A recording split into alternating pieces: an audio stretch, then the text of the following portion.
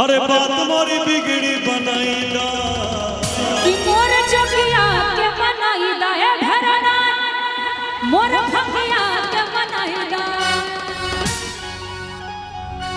अरे मोर जोगिया के मनाई दा ओ भैरो मोर जोगिया के मनाई दा मोर जोगिया के मनाई दा ओ भैरो मोर जोगिया के मनाई दा।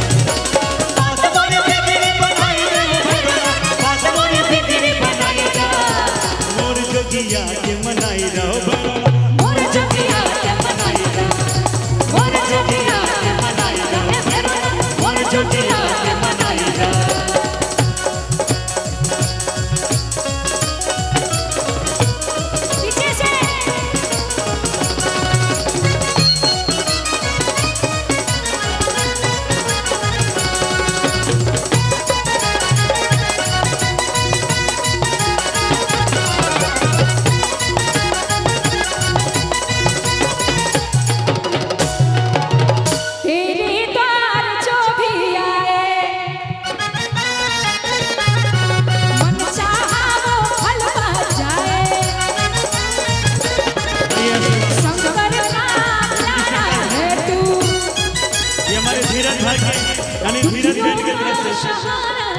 ये धीरज बैंड की तरफ से है और धीरज बैंड का जो पैसा है वो बैंड की तरफ ही जाना चाहिए। मेरा भी होता है तो बैंड भी जाता है। ये सारे हकदार हमारे म्यूजिशियन ही होते हैं।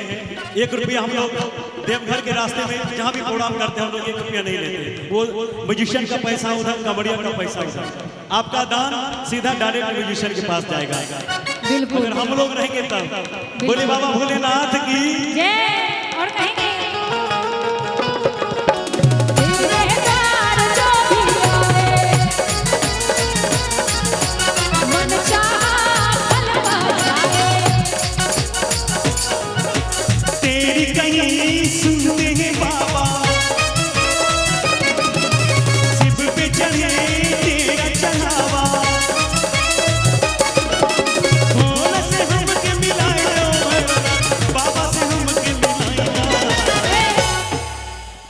कि मोर जोगिया के मनाई दा ए भेरना मोर भगिया के मनाई दा मोर जोगिया के मनाई दा ए भेरना मोर जोगिया के मनाई दा। अरे बात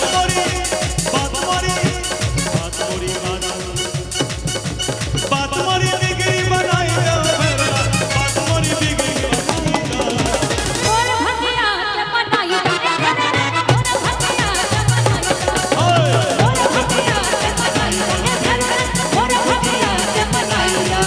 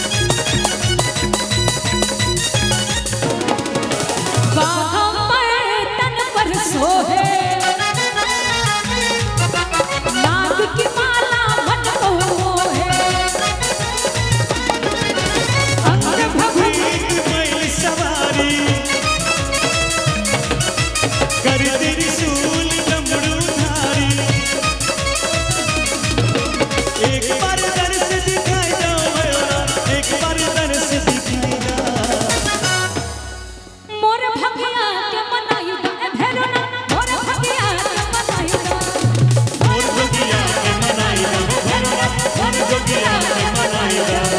अरे बात